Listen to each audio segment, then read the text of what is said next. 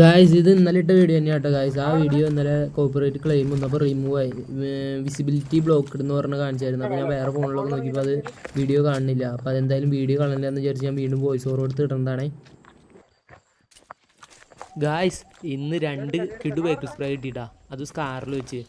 അപ്പോൾ അത് കാണുന്നേക്കാൾ മുമ്പ് നമുക്കൊരു 1v2 കണ്ടിട്ട് വരാം. സെയിം ടൈം 2 പേരെ 2 രീതിയിൽ കൊല്ലണം വേണ്ട. അത് നോക്കിയോ കേട്ടാ.